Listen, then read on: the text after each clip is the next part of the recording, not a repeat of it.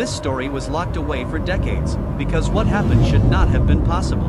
In February 1959, 9 skilled hikers entered the frozen Ural Mountains, deep inside the Soviet Union. Their leader was a 23-year-old engineering student named Igor Dyatlov. They were prepared, disciplined, and experienced. None of them were beginners, and yet, none of them came back.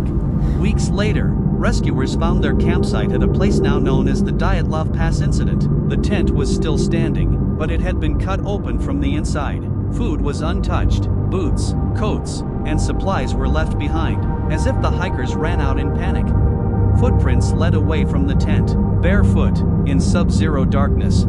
The first bodies were found near a forest line. Some had died from hypothermia, others showed injuries that made no sense. Crushed ribs, a shattered skull, no external wounds. One woman was missing her tongue. Another had severe internal trauma doctors said looked like a car crash, with no sign of impact.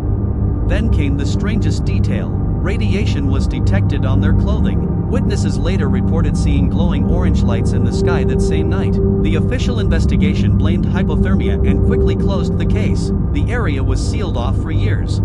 Decades later, the files were reopened. New explanations appeared. Avalanches, military weapons testing, secret experiments, even infrasound that could trigger panic.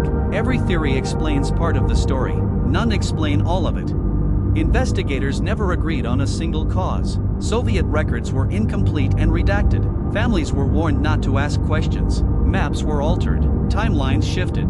Even today, official explanations contradict the evidence found at the scene. Something frightened these hikers more than the cold. Something immediate. Something powerful enough to override logic, training, and fear of death itself. So ask yourself this. What could force 9 rational people to tear their way out of shelter, abandon survival instincts, and flee into the darkness, knowing they would not survive? And if the truth is still hidden, who was it really meant to protect? Because whatever happened on that mountain, someone decided the world was better off not knowing. So what else was removed from the files? And what are we still missing? Until those answers surface, the Dyatlov Pass remains officially unsolved, and that silence may be the most disturbing part of all, especially after everything already uncovered.